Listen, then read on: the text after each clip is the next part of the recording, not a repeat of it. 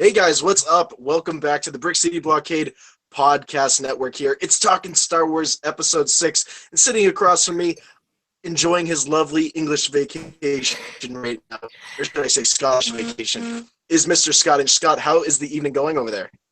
It's been pretty quiet, although we did have a bit of snow. I mean, snow happens in Scotland, the entire country comes to a standstill. What's all that about? It's just how it works, I guess. Yeah, like cars get abandoned for like half a day on the road and then people have to come back. So that's Scottish weather for you. Yeah, it's the Scottish way, exactly. One day, and the country comes to a standstill. Oh man, sounds like some great stuff happening there. And I just want to start off talking Star Wars episode 6 by telling you guys to make sure to head on over to iTunes, subscribe to the podcast network, and listen to the latest thing that Mr. Brian Fontaine and Scott Inch sat down and they talked about Star Wars figure arts figures. I'm telling you, that was a great session. It was a lot of fun listening to you guys talk about these awesome collectibles. And it sounds like, Scott, you officially have Brian hooked. Yeah, looks like he's getting more stuff than I am right now. He's got something that I don't even have, so I think I've created a monster.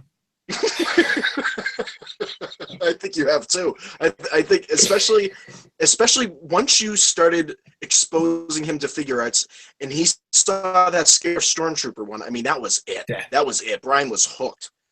So definitely a big shout out to him and everything. That's the figure arts section. Make sure to go over there, subscribe to the podcast network, listen to that show right now. A lot of people coming on telling me that they love those kind of figure arts and collectibles sections from Scott and Brian and everybody else who's involved in the collector's universe. Now, one of the things, Scott, I think we have to lead off talking Star Wars tonight with a photo. Just that we're back in the Millennium Falcon again. And Woody Harrelson clearly looks like he's just there for the buffet or whatever snacks are there. He's like really happy about being on that set. You've been watching movie talk this week. Go, that's from somewhere.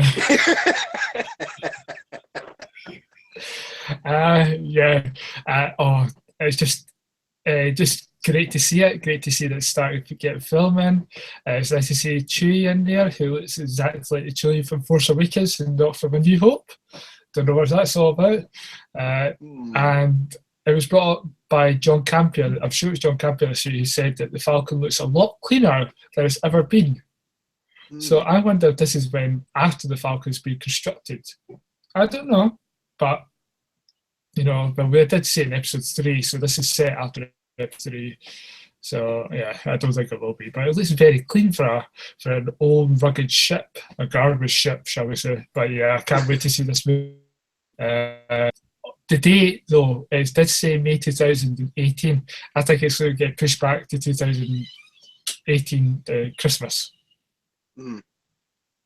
Yeah, that seems to be a popular speculation right now about where this Han Solo film is heading. I mean, I saw this photo right away and I was like, oh man, it's so awesome to see everybody lined up here and ready to go, that they're starting this project right now.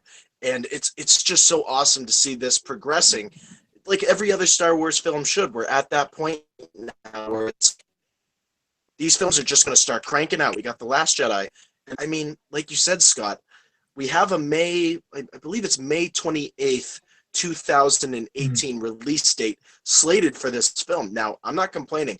Star Wars in the summer, I'm all about. I want to go see Star Wars in flip-flops and my shorts on opening night. That would be a lot of fun. But, and you and I have talked about this, Scott, and I'm curious to hear what you think. Star Wars has now become a tradition. It has become the holiday season tradition for some families now. And I think you're right. I think we're going to end up seeing that film be pushed out. I saw a meme out there and some other things out there that were saying you have to choose between either going to see Han Solo or seeing Avengers Infinity War. I mean, those two literally back to back in terms of release dates. It's insane. I would have to spend so much time at the theater, like opening night. I'd be like, then Avengers. Yeah, see, that's the thing, because it's Disney's in control of both Avengers and Star Wars. Money-wise, they won't want to put the two of them together because it won't make that much money. And a lot of people can only afford to see one movie, if Mhm. maybe two, but these two, Avengers and Star Wars, are both family movies, basically. So what are you going to do? Are you going to take them to see Avengers? Because Avengers is the big one, it's got everybody in it. This is, I mean, the big one. And you've got Star Wars with Han Solo. It's best to move it to Christmas. You know, I've said it many times. I prefer it at Christmas. It's something we leave a movie at Christmas, like Force Awakens. We had a year to build up to Rogue One. We were getting excited. Rogue One's lent, then we're on to The Last Jedi, and now we're starting to get built up. We've got Celebration coming, we get stuff from there. Then we'll go into Comic Con or D23, we'll get stuff there. Then we'll get into later part of the year, as I said on an earlier podcast. It's better at Christmas. Keep it at Christmas. It keeps the momentum going, because you're going to overlap promotion with doing the movie that's coming out, Last Jedi, and then you're going to have to promote Han Solo at the same time, and you're going to get too confused. It's best to keep it separate. Totally agree. It would make so much sense at this point. I know other news outlets have been talking about it. Star Wars Newsnet, a lot of our good friends over at Unmistakably, I almost said mistakenly. Sorry, guys. Unmistakably Star Wars have put out some great stuff about why that slated time for the film to come out, for Han Solo to be released, should be changed to December because of the familiarity that Star Wars fans now have with that time of month and what it means to the Star Wars community right now, that we wait until December and we build up these movies and give it time to really marinate in the Star Wars universe and with fans. And it also allows celebration. I mean, let's just say Han Solo sticks to, let's just play this as a scenario. Mm-hmm. Han Solo sticks to that May 28th release of next year. We're going to be getting closer and closer, and then Celebration is going to, boom, hit right before that film comes out. Now, I mean, I don't think Star Wars has ever played around with a celebration and then a film right away, maybe since the prequels in any kind of way. I don't think they've really had that kind of to go from celebration to a Star Wars film like that in quite some time. And just to have that I don't know how they'd be able to do it. And now with Disney behind it, it would just seem like over pumping everything into that one small amount of time. Like I said, you need things to marinate. You need to be able to give it time to really kind of come into its own in many ways. Yeah, definitely. I mean, Warner Bros. Had the same problem last year with the Suicide Squad. Had to promote Suicide Squad while Batman v Superman was still getting promoted. So it was mixing things up there. I mean, Marvel do it quite well because they were focusing on what was out last year in Marvel movies. Captain America Civil War. So they were heavily promoted on that. And then they didn't do Doctor Strange until after that had been done. And it's the same with Ant-Man. Age of Ultron came out, and then they didn't promote Ant-Man until after Age of Ultron. So, separate it out. Let's get the build-up going. Let's get excited about seeing this next movie. Don't do squeeze it together. I mean, last Celebration they promoted Rogue One. The previous Celebration was Force Awakens. Let Celebration be the place that we promote the movie is coming out. Until they go to maybe 2 movies a year. Whether they do that, I don't know. But do it slowly. Do it 1 movie a year. Spread it out. Gradual progression in the Star Wars universe. We have so much canon content, as Scott knows. I mean, we're both sitting down right now and we're plugging through the latest Aftermath book. And we're just getting all this other Star Wars news at the same time. And at sometimes it's like we almost have to step back, Scott. And we have to say, wow, what things can I focus on each day and be able to give fans and to also give myself some time to be like, whoa, wait a second. I just read a page of Aftermath and now I see this Han Solo pick come out. What am I going to focus on right now? And there's just so much happening. And it's a beautiful thing at the same time. I think Star Wars fans are living at a time where we can communicate with each other in a very positive manner and theorize together and be part of this much larger Star Wars community. Now, one of the things, Scott, when we were looking at that picture, I was staring at Alden Ehrenreich, and it's not that I'm a fanboy of him. I have to admit, in Hail Caesar, he was the best part of that, playing the cowboy. He was one of the best best parts of a very, I'm going to say, average film in many ways. And on that picture, I'm starting to see a little bit of a young Han Solo there. I'm starting to see it now.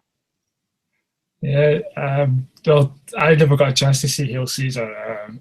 I never got around to it. But he has a new movie coming out. I can't remember what it's called. I saw a trailer last night when I was seeing Hidden Figures, and he looks pretty good in it. It's got a really good cast in it. So yeah, he had, and for sure in the trailer, he looks like he's got pretty good acting chops. Obviously, I saw him at Celebration last year, so I don't want to brag about that. But like when he came out on stage, and he was very excited about talking about how he's going to. He was a bit hesitant, not hesitant, but you could see it's a big role to take over from Harrison Ford to play Han Solo. But he was excited about it. I mean, the fans were accepting of him. Apparently, if you go into the Star Wars show they did after Star Wars Celebration last year, you will see me and my friend cheering, apparently, when Alden Ehrenreich comes out. My friend seems to be up and cheering quite quickly. That's Ross, by the way. He's up and cheering quite quickly. I'm kind of trying to take pictures with my iPad, so I'm kind of like, hey, and then trying to get pictures taken. But no, he was quite cheery about it. It was quite cool to be there to see. We all knew it was him though before it was announced, but yeah, he looks like he's really excited about this role, and I can't wait to see what he delivers. And you are right, Robin. He is starting to look a lot like a young Han Solo, a lot like a young Han Solo. He's starting to grow his hair out, kind of like how Harrison Ford had it in the very first Star Wars movie. So yeah, he's definitely starting to get there. Yeah, and you know what the funny thing is that it's amazing what one simple lunch sitting down with Harrison Ford can do to you. Like Harrison Ford has that much influence on who you become as an actor. I know I'm going to make this comparison. I know I was a big fan of the early Batman films and everything. I was a big fan of Batman '89 and everything, and Michael Keaton. And then there was a period of time where I didn't really watch them for a little bit of time because I was getting back into Star Wars and everything. And I have to admit, I'm seeing a little bit with, and it's not because I want to make a comparison between this actor, obviously went down a very, very sad path and everything. But I'm going to compare it to what Heath Ledger did. And he sat down with Jack Nicholson and said, what aspect of the Joker can I bring into my character? What are things that I can really embrace as I become this character in The Dark Knight? And we saw Heath Ledger transform into that character. I'm starting to wonder if Alden Ehrenreich, and it wouldn't surprise me if just him sitting down with Harrison Ford, Harrison said to him, he's like, to become this character, you really have to start getting into the lore and to really understand who he was as a youngster in many ways, and just even in the smallest little amounts. Yeah, I mean, Donald Glover had the same, probably when he was sitting down with Billy Dee Williams. I wonder if Billy Dee Williams said the same thing, because they had bludged together.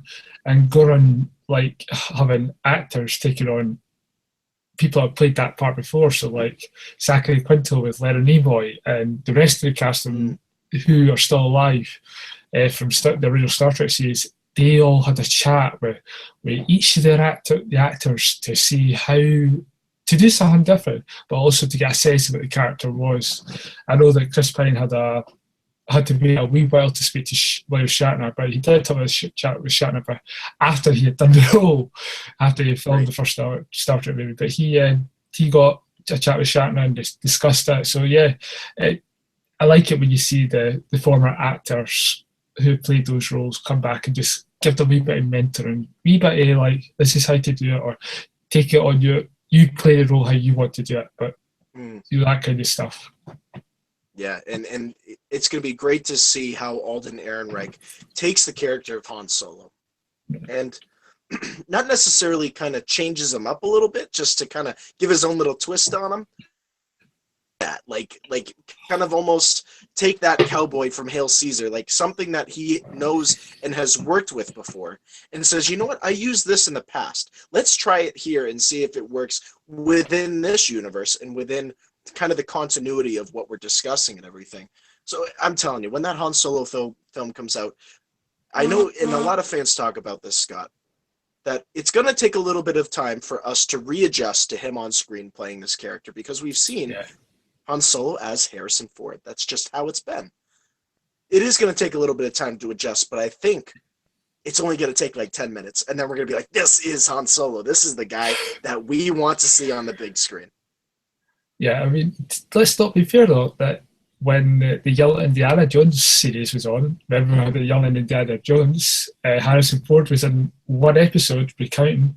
So there's been a lot of speculation whether Harrison Ford is going to be in this movie. Will he sit there and reminisce with Chewie about him?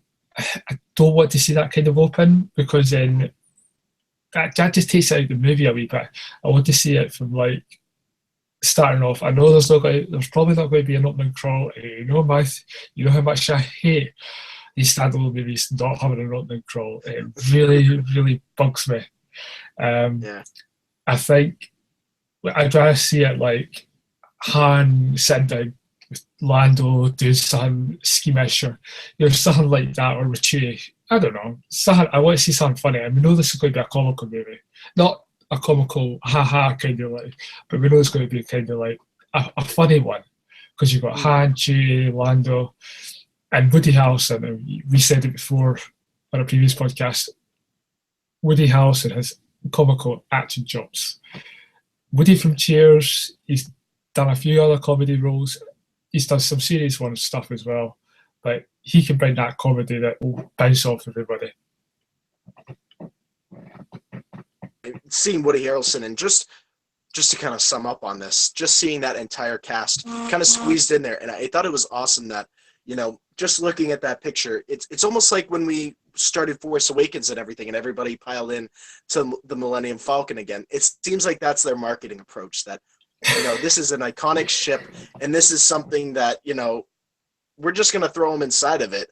To be honest with you, I love the inclusion of the Millennium Falcon when they do pictures. I want to see a dark side one.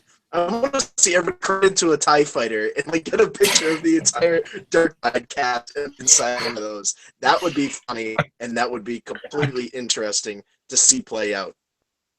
I don't know. I mean, you see them all squeezed in like that. I can't lift the hands. Who's got this over here? Who's got my hand on their butt? Get away! That's the beauty of this universe. You know, it really is. Like, you can have so much fun with this stuff. You can speculate on things that we would love to see in this universe. And Scott and I love doing this. We love sitting here talking with you guys. Make sure at this point, if you haven't gone and checked out the podcast network, go on over to iTunes, subscribe to the network. Make sure Scott on Twitter, me on Twitter. We got a lot of other great stuff coming up. Now, Scott, another thing I think we have to touch upon tonight is specifically when it comes to, and I think we'll say it now. I think it would make a lot more sense just to kind of come out and say the funniest stuff. We ended on a funny note on the last one. Let's continue this right here. There's a lot of stuff happening with The Last Jedi, and we got a lot of news release early on here. And as we're moving on here, I know this was a big thing with The Force Awakens and definitely with Rogue One amongst a lot of people. It's the dreaded reshoots. Oh my god. Reshoots. This movie's going to get redone. Oh my god. Oh. It's terrible. What do you say? 70% of the movie's going to get reshot? Yeah, I mean, it's going to be a terrible movie. Nobody's going to like it. Nobody's really going to care anything. I mean, so what if they use IMAX cameras for important scenes? Not a big deal whatsoever, you know? Rian Johnson has no idea what he's doing. Guys, come on. I know. The whole point of the Star Wars community is to be positive. Reshoots are something that are built into the schedule. Scott and I, we talk with a lot of people. We see a lot of the recap shows. I mean, Collider does a great job of talking about reshoots and everything. They're meant to be. It's just something that happens, and it could be simple little things. It could be somebody turned their head a different way, and Rian Johnson wanted it to the left instead. You know, it could be the smallest of things. And I know, Scott, you're a big person behind focusing on the positives when it comes to reshoots and making sure we don't completely freak out as a podcast network and as a community. Yeah, I mean, reshoots are part of, especially big budget movies like this. I mean, you're talking about 150 million to make these movies, they always set aside time to do reshoots because, I mean, let's go back to Rogue One. They reshot some of the movie. And what we got out of that reshoot? We got Vader striking those rebels on that ship. That was a great reshoot.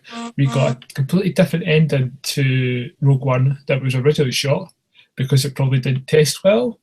They probably felt we could do something better here. Like, we got a better death scene for each of the characters in different scenes. K2SO got a great death scene.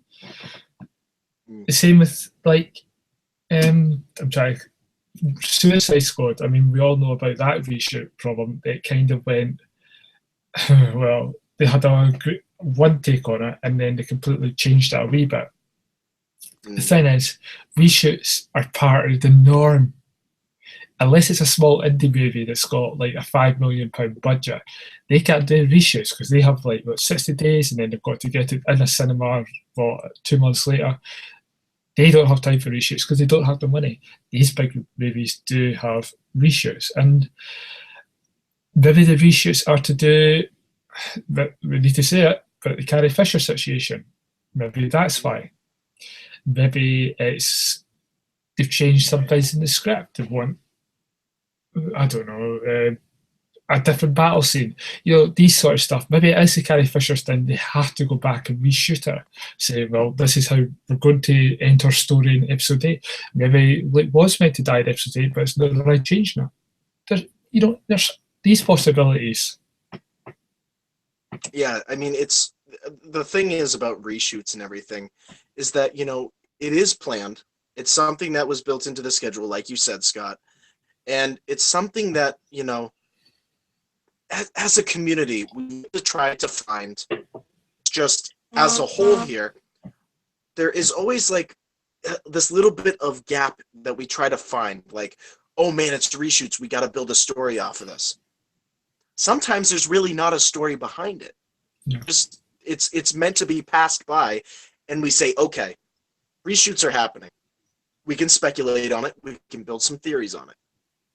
But we have to move on because guess what? The next week we could find out, you know what?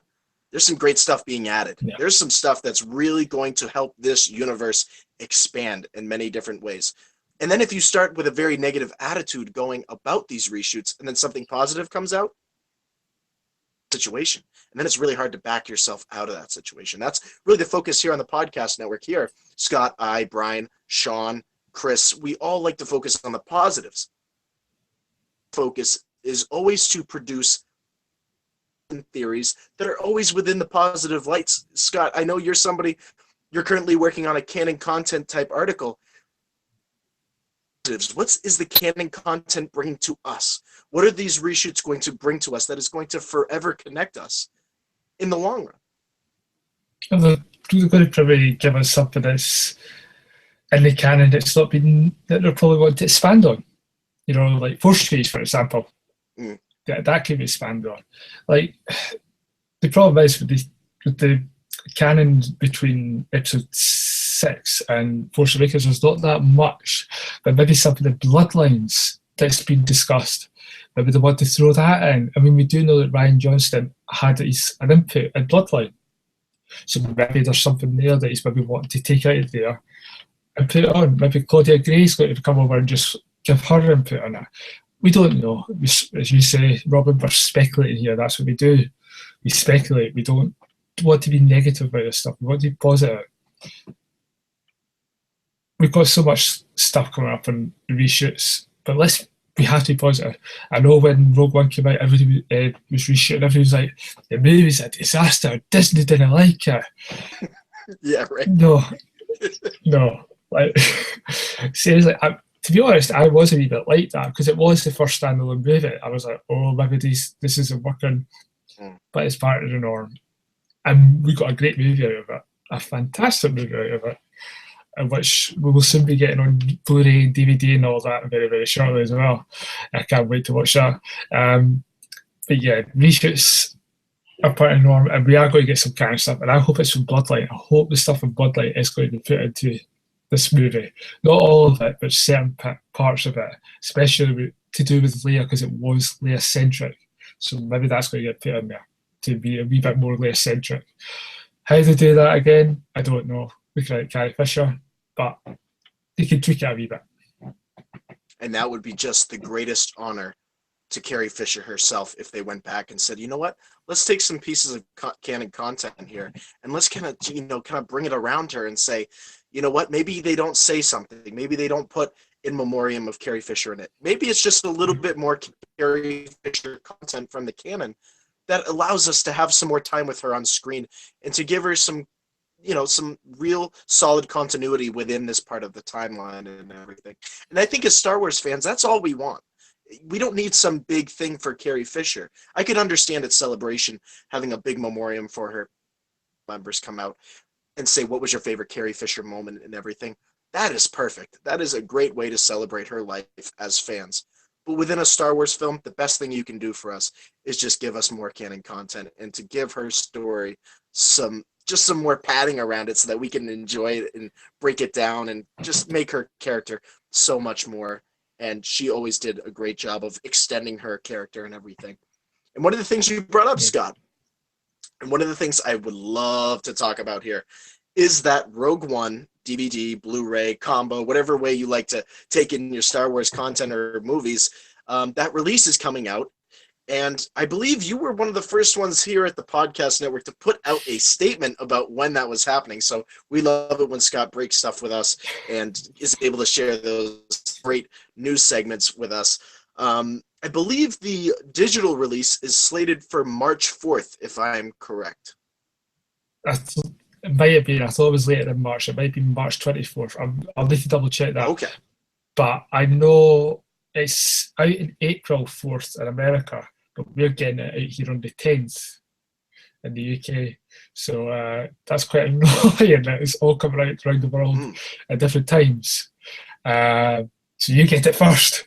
But what I did notice was the American edition, Blu-ray edition, will have 5 discs.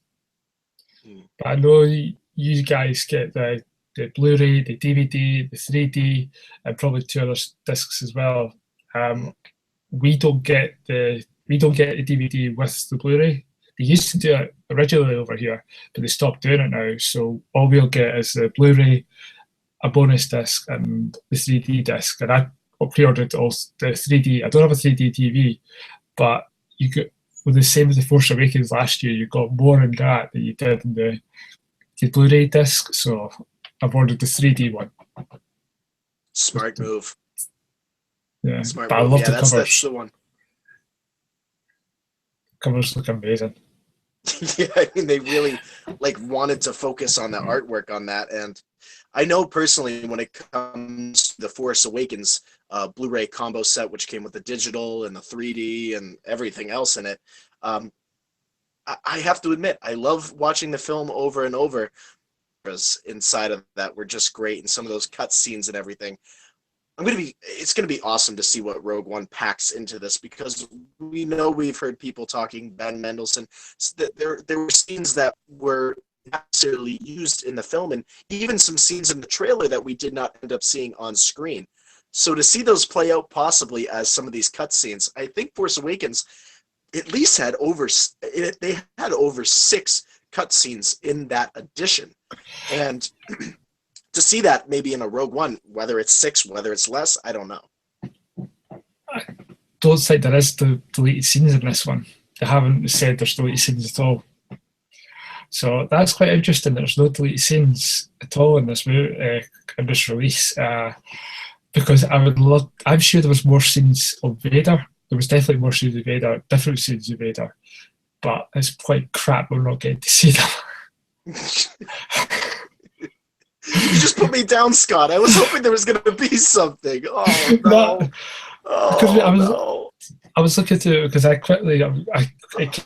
came through when I was out seeing the cinema last night, and it did come through because we kind of watched the Star Wars show while nothing was playing on at the cinema yet, and they said it was coming out on that date, but we checked the statement on the StarWars.com website, and no, there's no deleted scenes at all, which is quite something.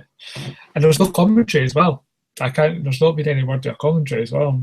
And you know what I loved about the original Star Wars is there was always commentary. You always had George Lucas saying, "Well, I did this and did this," even in the prequels. And I will say this: the prequels have some of the best material behind the scenes stuff you've ever had in a Star Wars in any. Maybe I know Lord of the Rings has some good stuff as well, but for Star Wars, the prequels had the best stuff because George Lucas had everything, cameras all around, telling people how it was all made and that. We're going to get that in Rogue One stuff, but it's quite crap we're not getting commentary. And I would love to hear a commentary, like say the Gareth Edwards saying, "Well, I changed this because this didn't work," or "I changed this because this did work." You know, tiny wee things like why did you change the ending of the movie? Like, because it was different. Because you saw them in one trailer, they were all run over the beach, where in another trailer you saw them all in a different area. So I would have loved to have known why. But maybe we'll get it in one of those iTunes releases, but I don't really want that. You want it in the hard context, right in front of you, being able to see it. I don't blame you whatsoever. And I mean, I didn't read the full Star Wars news headline. What I did was I just kind of went in and I just kind of, I'm sure it was probably towards either the middle of the end or towards the end that they probably said something about it, like, don't expect this or this in this. Yeah. However, we are going to give you this. One of those type of statements that they probably released about it. So did I want it to be broken on Talking Star Wars that's not happening? Well, that's okay, because guess what? That's what we do. We like to talk Star Wars and we like to break it down, and that's the whole point of the conversation, is just to keep talking about it. It's going to be so great to have this again. I know people have already pre-ordered at some places to get this, and you know, I have to hop on that train at some point here. I've been so focused on the books and everything, I haven't had any time to even say, okay, what's the next thing I'm going to pre-order? What's the next thing that's going to make the most sense in terms of reading or watching? It's just amazing. But there's so much coming out. It's just like, I mean, it's quite crap. It's quite. No, there was no new comics out this week as well, which is quite strange. Mhm. There's always at least a comic out, but there was nothing this week. We had Poe Dameron last week, but no Star Wars or Dr. Aphra or anything out this week, so hopefully we get something next week, which I'll need to put down Empire's End just to read that. I should not just sleep at all. You know, I won't sleep. Oh man, yeah, it's gonna be one of those things where Scott is gonna be up late, just going boom, boom, boom, and then he's gonna message me and he's gonna be like, "Robin, I got this to tell you, and we gotta talk about this next time, and we gotta." I mean, I know there's a statement about Red Bull, no sponsors or anything, but Red Bull gives you wings. Star Wars gives Scott wings. That's really like the new statement for the podcast network here. Yeah, I mean, last week I wanted, as I said it last week, I was dying for Star Wars news. There was nothing, and this week we're getting 3-4 bits of news coming out. Yeah, just so being thrown at us.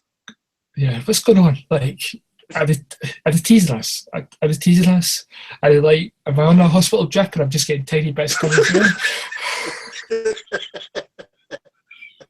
Who knows? It is just. It is amazing, and it's just great to see how the Star Wars community is embracing it and everything, and we're all sharing news aggregates across the Star Wars universe are just throwing it out there for us to speculate on shows like Talking Star Wars here. Scott, one of the things I got to talk to you about, I know it's so awesome having you on Rebels Recap and everything, and guess what? We're only a couple days away from Star Wars Rebels, the next episode here. Now, I just want to get your initial thoughts here. I know we got that other little sneak peek behind the scenes about what's coming this on Saturday and everything in this episode, and it really does confirm that yes, Thrawn is going to beat up some robots here at some point here, and he's really ripped. I mean, I did not expect Thrawn, unless Timothy Zahn gives us something in that novel. I mean, this guy's like the Rock. Well, if he starts saying, "Can you smell what the Thrawn is cooking?" then we're going for something. I can't wait for this episode. It's an episode I'm definitely looking forward to. Definitely. So I think I'll have the tails this week. I just can't wait to see this episode. It's going to be through the eyes of Agent Callus. We're going to get a bit more of how he's able to be fulcrum within the Empire. I hope so. Fingers crossed. And we're going to see. I would like to see how Thrawn is going to catch him out, because we know that something's going to happen here. We know something dark maybe might happen. He might escape. Who knows? I don't want to speculate too much because I want to be surprised when it happens. And you, me, and Brian will definitely talk about it. We'll probably sweat over it like no tomorrow. I mean, as I said, you'll probably have towels, I'll have towels. We'll just need Brian to have towels. It's so true. We're just, again, I said it on one episode of Rebels Recap, probably going back to early or late last year. I mean, I saved up we have the store Kohl's over here in the United States. I was saving up my Kohl's cash just to go out and buy towels because they were just all over the place and sweaty, and I had to get a new bunch of them. It was just how it's happening. And Scott, one of the things you brought up is Callus, and one of the things I just want to say quickly is that Callus take the forefront again in a story.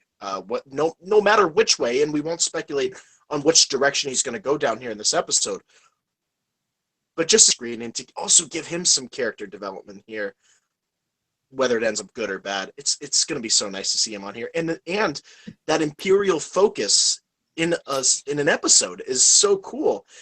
It doesn't sound like we're going to get anything that's happening with the Rebels. I know we got our droid episodes. I know we got our Kanan and Ezra. Let's get that Imperial focus going, and let's talk about Thrawn. Yeah, I mean, the only thing I can think of the new canon that's got Imperial focus is really Lost Stars. That's a wee bit got a wee bit of Imperial focus. Actually, no, Aftermath has done it quite well as well. They've had a bit of Imperial focus with the Grand Admiral Ray Sloan, so it's nice to see her popping up. I would like to her. Just got off topic here, I would like her to pop up at some point in Rebels because she has a backstory with the Rebels crew anyway. So that's a discussion for another day. But yeah, I can't wait to get into an episode that's set in the Empire. Like a day in the life of the Empire. That's what this episode should be called. I can't remember. Imperial Eyes. But no, let's have a day in the life of the Empire. Like just because we know what. Just going off with Lost Stars, we know how the Empire is very against infatuation, crew members involved with each other. So we know that the Empire don't like that. We know that it looks pretty bleak. Like they don't have much of a life being in the Empire. So and it kind of harkens back to the episode in season 2 where Callus and Zeb are stuck on that planet off the moon, actually, off Geonosis, and Callus goes back to his ship, and nobody kind of really cared that he survived or not. Whereas on the Ghost, everybody was happy to have Zeb back. So I think that's why Callus maybe turned. Is because he knows that he's just a number in the Empire. Where in the Rebel Alliance he would do so good. He would do a lot of good in the Empire, in the Alliance, Rebel Alliance. So, and I think he's starting to realise that the Empire isn't what he thought it was. Yeah, I mean, Callus's story here, that's a great way to sum it up. I mean, the Empire is not what we believe it to be. I mean, I'm somebody who's like, I love Imperial propaganda. I'll have Imperial posters up in my room in 2 seconds. It's great stuff, but at the same time, it's like, this is what the Imperials are all about. This is the other side to the story, and just to live that through Callus's eyes, it's just going to be an awesome experience on Rebels. Now, I think it would be awesome to open up this next episode of Rebels and to have maybe a Brady Bunch theme with it. Here's a story of Agent Callus. You know, just have something a little bit creative. You know, it'd be kind of funny. I can just see it now. 3 Callus's heads and then 3 Callus's heads on the other side. Looking up at each of them and going, I had quite a lot of fun. Are you dying? Are you dying? Are you dying? Are you dying? Which one of these? if they do that, I will laugh non-stop. I will just laugh. I don't think it'll happen, but I would love it if they opened up with that. You know, you've got three people that he's in charge of on one side and three people in charge on the other side. He's saying, which one will off today? Looking at them. So, man. I'm thrown in the middle, and he's kind of looking at Callus going, I know who you are. I know who you are. Yeah, don't mess with me. I know exactly who you are. God dang it. You know, one of those kind of things. Oh, man. I mean, just so much great Star Wars content coming out this week alone. So make sure you guys keep it tuned here to the Brick City Blockade Podcast Network.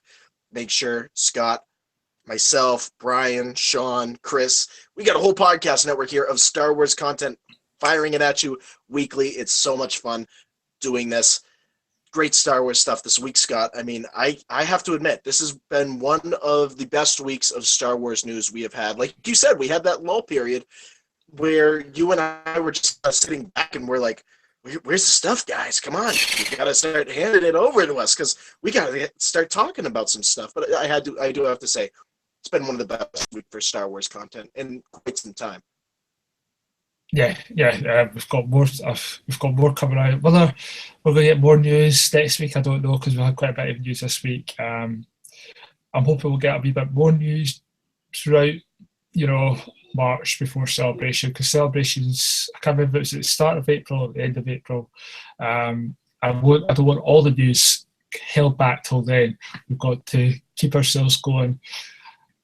We've got some great Star Wars news coming up, no doubt. We've got The Last Jedi. We've got probably more news coming about who's casting the Han Solo movie. And as you said yourself, Robin, we have great episodes of Rebels coming up. And I'm going to get all sweaty for when that Obi-Wan and Maul episode comes up. You know, I've been on at you about it. I cannot wait to see that episode. So expect me to have like an actual bath towel with me, sweating. Just like, where is it? So yeah. Yeah. It's been awesome, and it's so awesome talking Star Wars with everybody here in the Star Wars community and with everybody in a galaxy far, far away. Scott, it's that time of the show. It's plug time. Plug time, that's right. Where can the good people find you on social media? You can find me on Facebook at Scott Inch, on Twitter at ScottInch85. You can, as Robin said, you can catch me doing the Rebel recap with him and Brian on probably Sunday.